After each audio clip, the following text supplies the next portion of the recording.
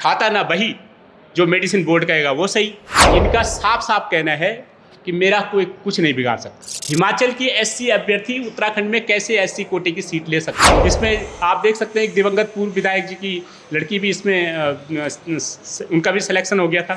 खुद यहाँ पे जो होम्योपैथिक डॉक्टर हैं अरुण पांडे जी, उनकी जो है मिसेज यहाँ पे सेलेक्टेड है और मात्र 10 दिन में ये जांच रिपोर्ट फाइनल करने के आदेश हुए थे, लेकिन आज तक भी ये जांच रिपोर्ट बाहर नहीं आ पाई। ये 6600 ग्रेड पे का पद छोड़ करके यहाँ 4200 के ग्रेड पे के पद पे बैठे हुए हैं और इस तरीके के जो ये भर्ती घोटाले हैं, इन घोटालों को अंजाम दे रहे हैं। वहाँ पे रुद्रप्रयाग में 5 डिस्पेंसरियाँ हैं होम्योपैथी की और मात्र एक डॉक्टर है। ये जितने भी लोगों के रिश्तेदार, इनकी पत्नियाँ, इनके अधिकारी जिन्होंने चयन किया, जिसकी पत्नी चयनित हुई, वो व्यक्ति खुद, अभ्यर्थी खुद, जो मेडिसिन बोर्ड का रजिस्ट्रार है वो खुद, ये सारे लोग एक ही नाव पे ये देखो घूमने जा रखे हैं और एक ही नाव पे सवार। जानबूझ करके ये नियम बनाया कि 1500 से ऊपर आएंगे अभ्यर्थी तो रिटर्न एग्जाम होगा, वरना नहीं होगा, ताकि मौखिक तौर पे ये एग्जाम कराया जा सके और मौखिक तौर पे अपने चहेतों को नियुक्त किया जा सके। इंटरव्यू के लिए इन्होंने 60 नंबर रखे, 100 नंबर में से 60 नंबर इन्होंने इंटरव्यू के लिए रखे। ये सब लोग एक साथ पढ़े हुए हैं, ये बचपन के दोस्त हैं, घूमने फिरने, विदेश यात्राएं, ये सब एक साथ करते हैं। एक बार विज्ञप्ति प्रकाशित होने के बाद आपने नियम कैसे बदले? बोले साहब हम तो तुम्हारा इंटरव्यू लेंगे पहले। ये कौन होते हैं इंटरव्यू लेने वाले? किस नियम के अंतर्गत लेंगे? हमारी साफ चेतावनी है कि इस लॉ एंड ऑर्डर डिस्टर्ब होने के सारे जिम्मेदार जो है सरकार होगी, शासन प्रशासन होगी। राष्ट्रवादी रीजनल पार्टी की ओर से आपका बहुत बहुत स्वागत है। साथियों, आप देख रहे हैं कि आजकल पूरा देश नीट के पेपर लीक के आक्रोश के चलते उबल रहा है और उत्तराखंड तो पेपर लीक के लिए जो है कुख्याति है पहले से। कई प्रयासों के बावजूद जो मंशा है उसके चलते, जो मंशा ही खराब है उसके चलते पेपर लीक पे रोक नहीं लग रही है। राष्ट्रवादी रीजनल पार्टी ने कई बार कई मुद्दों पे बातचीत भी की। लेटेस्ट आज एक बड़ा मुद्दा हम लोग आपके पास लेकर के आए हैं, जिसमें एक जांच हमारे लगातार प्रयासों के बाद बैठी थी, लेकिन वो जांच फिर से शासन में होल्ड कर दी गई है। और इसके पीछे कारण सिर्फ इतना है कि जो होम्योपैथिक चिकित्सा अधिकारी भर्ती घोटाले की बात हमने काफ़ी लंबे समय पहले उठाई थी। चिकित्सा चयन बोर्ड पे हम लोगों ने धरना प्रदर्शन भी किया था जिस दौरान ये इंटरव्यू हो रहे थे। उसके बाद ये परिणाम रोक दिए गए थे काफ़ी लंबे समय बाद और फिर कुछ समय बाद जारी किए गए। तो इसमें जो तमाम विधायक हैं, होम्योपैथी के डॉक्टर हैं, उनके सगे रिश्तेदार, उनके लोग, विधायकों के रिश्तेदार, ये सारे लोग मात्र 24 पदों पे जो है भर्ती थे। 24 पदों में से लगभग 20 पदों पे जितने भी पहुंच वाले लोग हैं, पावरफुल लोग हैं सत्ता में, विभाग में, होम्योपैथी में, वो सारे उनके रिश्तेदार भर्ती थे। तो जब हम लोगों ने इसको लेकर के विरोध किया, इसकी मांग उठाई, इसकी जांच की, तो इस पर एक जांच बैठी थी जिसमें शासन के जो कार्मिक अपर सचिव थे नवनीत पांडे जी, उनकी अध्यक्षता में जांच बैठी थी और मात्र 10 दिन में ये जांच रिपोर्ट फाइनल करने के आदेश हुए थे, लेकिन आज तक भी ये जांच रिपोर्ट बाहर नहीं आ पाई है। तो इसको लेकर के हमने अपनी ओर से कुछ तफ्तीश की, उसी को आपके सामने आज हम रखने जा रहे हैं कि इसके जो मास्टरमाइंड हैं वो किस तरीके से अपनी कुर्सियों पे आज भी डटे हुए हैं। इसके जो सबसे बड़े मास्टरमाइंड हैं वो है शैलेंद्र पांडे, जो उत्तराखंड का जो होम्योपैथिक मेडिसिन बोर्ड है उसके रजिस्ट्रार हैं। इनकी मूल नियुक्ति रुद्रप्रयाग में 2014 से ये रुद्रप्रयाग में नियुक्ति है, इनका वेतन वहाँ से निकल रहा है। लेकिन आप ही देखिए 2014 से लेकर आज तक ये अटैचमेंट पे चल रहे हैं यहाँ पे होम्योपैथिक मेडिसिन बोर्ड में। चिकित्सा अधिकारी, होम्योपैथिक चिकित्सा अधिकारी का पद होता है 6600 ग्रेड पे का और रजिस्ट्रार का पद होता है 4200 ग्रेड पे का। मात्र ये 6600 ग्रेड पे का पद छोड़ करके यहाँ 4200 के ग्रेड पे के पद पे बैठे हुए हैं और इस तरीके के जो ये भर्ती घोटाले हैं, इन घोटालों को अंजाम दे रहे हैं। इनका वेतन वहाँ से निकल रहा है। वहाँ पे रुद्रप्रयाग में 5 डिस्पेंसरियाँ हैं होम्योपैथी की और मात्र एक डॉक्टर है। और ये जो दूसरे डॉक्टर जिनको वहाँ होना चाहिए था, जिनका वेतन रुद्रप्रयाग से निकल रहा है, रुद्रप्रयाग की जनता के नाम पे निकल रहा है, वहाँ के पेशेंट्स के नाम पे निकल रहा है, वो यहाँ पे 14 साल से बैठे हुए हैं। लगातार 2014 से अब तक 2017 में इलेक्शन आया। चुनाव आयोग ने भी जाहिर है कि कोई ना कोई आदेश दिए होंगे कि भाई 3 साल से ऊपर कोई ना रुके, लेकिन 2017 में ये नहीं हटे। 2017 के बाद फिर 5 साल बाद 2022 में फिर से इलेक्शन आया। फिर से चुनाव आयोग ने बोला होगा कि भाई जिनको 3 साल हो गए उनको हटा दिया जाए, ये फिर भी वहाँ डटे हुए हैं। 2014 से लेकर के अब तक 2 बार लोकसभा इलेक्शन हो चुके हैं, वो लगातार वहीं डटे हुए हैं। आखिर क्या कारण है? इस 6600 ग्रेड पे के पद को छोड़ के 4200 ग्रेड पे के पद पे ऐसी क्या भलाई है कि वेतन वहाँ से आ रहा है और आप तैनात यहाँ हो रखे हो और आप पे तमाम बार सवाल उठ रहे हैं। तो साथियों, क्या इनका इन्वॉल्वमेंट है, उसको लेकर के आज हम आपके पास आए हैं। ये कुछ फोटोग्राफ्स हैं जिन लोगों की भर्तियां पे जो सवाल उठ रहे हैं 24 पदों पे, वो किस तरीके से हैंड्स इन ग्लव हैं, ये किस तरीके से एक नाव पे सवार हैं, ये उसकी कुछ फोटोग्राफ्स हैं। ये जितने भी लोगों के रिश्तेदार, इनकी पत्नियां, इनके अधिकारी जिन्होंने चयन किया, जिसकी पत्नी चयनित हुई, वो व्यक्ति खुद, अभ्यर्थी खुद, जो मेडिसिन बोर्ड का रजिस्ट्रार है वो खुद, ये सारे लोग एक ही नाव पे ये देखो घूमने जा रखे हैं और एक ही नाव पे सवार हैं। और ये इनके आपस में एक दूसरे के साथ फोटो है। जो चयन कमेटी में था एक विनोद शर्मा, जो दूसरा डॉक्टर है जिसकी पत्नी नियुक्ति हुई वो, और जो रजिस्ट्रार है मेडिसिन बोर्ड का वो, ये तीनों एक साथ है। ये फोटोग्राफ, ये हैंड्स इन ग्लव है, कॉन्फ्लिक्ट ऑफ इंटरेस्ट है। लेकिन ये सारे फोटोग्राफ सोशल मीडिया पे हैं, ये कोई हम ढूंढ के नहीं लाए। लेकिन खुले आम जो है इस तरीके की मिली भगत सामने आने के बावजूद भी इस पे शासन, प्रशासन और सरकार कोई कार्रवाई नहीं कर रही है। आप ही लगा लीजिए कितने, और जो आप ही लगा लीजिए कि राज्य बने हुए कितने साल हो, इतने वर्षों बाद भी होम्योपैथी मेडिसिन बोर्ड की कोई नियमावली नहीं बनी। क्यों भाई? आप हर चीज़ के लिए वेतन बढ़ाने हों, भत्ते बढ़ाने हों, तमाम बार आप गैरसैंण के नाम पे नौटंकी करते हैं, लेकिन राज्य बनने के इतने साल बाद भी आपने मेडिसिन बोर्ड की नियमावली क्यों नहीं बनाई? इसके पीछे सिर्फ ये कारण है कि अपने चहेतों को नियुक्तियां दी जा सके। खाता ना वही, जो मेडिसिन बोर्ड कहेगा वो सही। तो इसी तरीके के जो अधिकारी हैं, नियमावली न होने के कारण इसका फ़ायदा उठा रहे हैं और इस तरीके के कारनामे अंजाम दिए जा सकें कि नियमावली नहीं होगी तो अपने अनुसार नियम बनाए जा सकते हैं। जैसे कि उन्होंने पहला नियम क्या बनाया, जब 2022 जून में ये भर्तियां निकली तो उसमें कहा गया कि साहब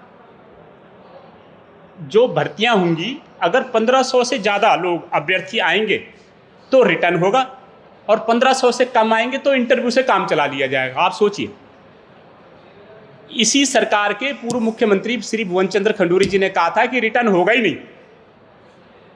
आपको याद होगा, उन्होंने रिटर्न, ये मौखिक जो इंटरव्यू है, इंटरव्यू की प्रथा उन्होंने ख़त्म कर दी थी। सॉरी, उन्होंने कहा था इंटरव्यू में धांधलियाँ होती हैं इसलिए इंटरव्यू नहीं होगा।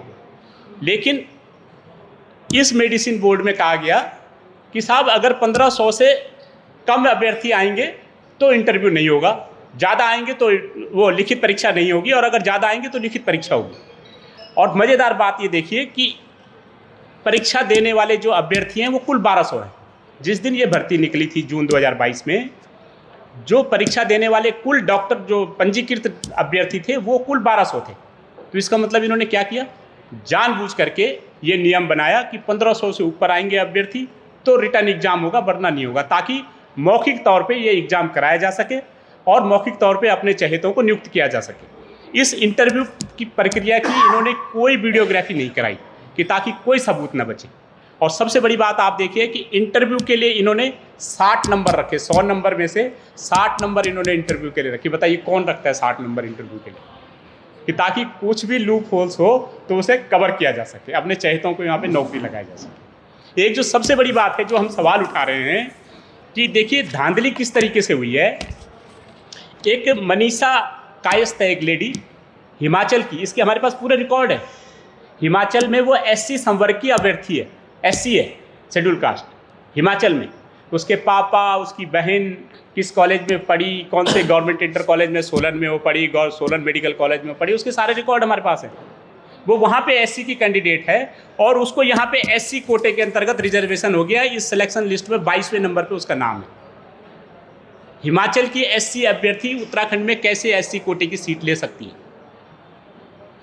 चिल्ला चिल्ला के सारे दस्तावेज कह रहे हैं, लेकिन कोई इन चीज़ों पे कान देने को राजी नहीं है।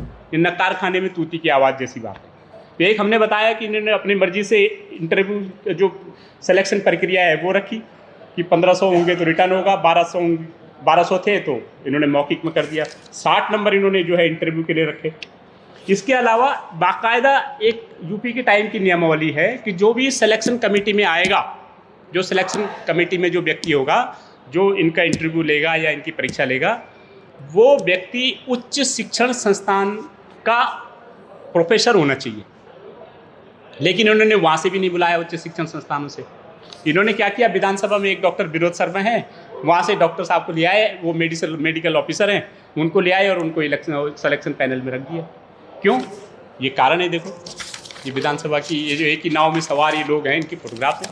भाई जब आपकी नियम कहता है कि सिलेक्शन वो करेगा जो उच्च शिक्षण संस्थान से मेडिकल ऑफिसर था, तो जब मेडिकल ऑफिसर के होते हुए भी उस अधिकारी को क्यों नहीं लाया? आप विधानसभा से उठा के क्यों लाए एक मेडिकल ऑफिसर, एक डॉक्टर को? क्योंकि वो आपका फ्रेंड है। ये सब लोग एक साथ पढ़े हुए हैं, ये बचपन के दोस्त हैं, घूमने फिरने विदेश यात्राएं ये सब एक साथ करते हैं। तो ये अपने आप में बड़े ताज्जुब की बात है। दूसरा, जब ये भर्तियां निकली थी तो इसमें ओबीसी के लिए कोई पद नहीं रखा गया, लेकिन जब इन्होंने भर्ती किए तो इसमें ओबीसी के भी पद रख दिए। भाई जब आपका इंटरव्यू, जब आपने विज्ञप्ति प्रकाशित की, जब आपने उसमें ओबीसी के पद के लिए कोई पद ही नहीं रखा था, तो जब आपने भर्ती की तो उसमें ओबीसी का पद क्रिएट कैसे होगा? एक बार विज्ञप्ति प्रकाशित होने के बाद आपने नियम कैसे बदल दिए? तो ये अपने आप में बड़ी ताज्जुब की बात है। तो साथियों, इसके जो मास्टरमाइंड हैं, फिलहाल ये जो पिछले 12 साल से यहाँ पे डटे हुए हैं, शैलेंद्र पांडे, जिनका मूल वेतन रुद्रप्रयाग के नाम पे निकल रहा है 6600 ग्रेड पे का, और यहाँ 4200 ग्रेड पे के पद पे बैठे, इनका साफ साफ कहना है कि मेरा कोई कुछ नहीं बिगाड़ सकता, मेरे खाता ना बही, मैं जो कहूँ वो सही। और एक मेडिकल संस्थान है, इसकी भी मुझे कॉपी मिली, वो भी हमने हासिल की है, चंदोला होम्योपैथिकल मेडिकल कॉलेज है। इन्होंने भी इसकी शिकायत 21/8/2025 में आयुष चिकित्सा शिक्षा के सचिव को की थी कि भाई ये मेडिसिन बोर्ड में चिकित्सकों के पंजीकरण के नाम पे किस तरीके से अभ्यर्थियों को परेशान करता है, डॉक्टरों को पंजीकरण के नाम पे। और इसमें बाकायदा इन्होंने एक शिकायत की है कि ऐसा पता लगा है कि यहाँ पर पंजीकरण प्रक्रिया को पूरी करने के लिए कुछ छात्र छात्राओं से अनुचित आर्थिक लाभ की मांग की जा रही है, जो किसी भी सरकारी या शैक्षिक प्रक्रिया का हिस्सा नहीं होना चाहिए। इस प्रकार की अवैध गतिविधियों से छात्र छात्राओं पर अतिरिक्त वित्तीय बोझ पड़ता है और यह पूरी प्रक्रिया शुचिता को भी दूषित करता है। यह व्यवहार न केवल भ्रष्ट है बल्कि उन सभी छात्रों के भविष्य के लिए भी हानिकारक है जो नियमानुसार अपनी इंटर्नशिप करना चाहते हैं। तो एक जो पंजीकरण करने वाला रजिस्ट्रार है उसको कोई हक नहीं है, वो उसका काम है केवल दस्तावेज को देखे और उनका पंजीकरण करे। लेकिन ये अपने आप में उनका एक इंटरव्यू, बोले साहब हम तो तुम्हारा इंटरव्यू लेंगे पहले। ये कौन होते हैं इंटरव्यू लेने वाले, किस नियम के अंतर्गत लेंगे? और ये देख रहे हैं, इन्होंने एक संस्थान ने शिकायत भी की कि भाई उनके संज्ञान में ये आया कि कुछ छात्र छात्राओं से अनुचित आर्थिक लाभ की भी मांग करते हैं। तो हमारा आपके सम्मानित चैनल्स के माध्यम से, सम्मानित मीडिया संस्थान के माध्यम से हमारी आपसे भी गुजारिश है कि आप इस बात को जनता तक पहुंचाइए, सरकार तक पहुंचाइए। और हमारी जो चेतावनी है सरकार के लिए और इन विभागीय अधिकारियों के लिए कि इस तरीके के अधिकारियों पर अगर तत्काल कार्रवाई नहीं हुई, ये जो व्यक्ति है शैलेंद्र पांडे, आप ये लगा लीजिए कि ये जब रजिस्ट्रार है पिछले 12 साल से, इनको नॉन प्रैक्टिसिंग अलाउंस नहीं मिलना चाहिए क्योंकि कोई प्रैक्टिस नहीं कर रहे हैं, लेकिन उसके बावजूद ये 13,000 से अधिक नॉन प्रैक्टिसिंग अलाउंस हर महीने ले रहे हैं। तो एक तो ये जो NPA ले रहे हैं, इसकी एक तो वसूली होनी चाहिए। इन्होंने जो नियम कायदे कानूनों का उल्लंघन किया है, इस पर कार्रवाई होनी चाहिए।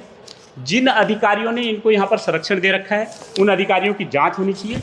और जो नवनीत पांडे जो सचिव कार्मिक हैं, उनकी अध्यक्षता में जो ये जांच कमेटी बिठाई गई थी इस भर्ती प्रक्रिया के लिए, मात्र 10 दिन में वो जांच रिपोर्ट आनी थी, उसको ये निर्देश दिए गए थे, लेकिन आज तक भी वो जांच रिपोर्ट नहीं आई है। तो हमारी सरकार से मांग है कि तत्काल उस जांच रिपोर्ट को सार्वजनिक किया जाए।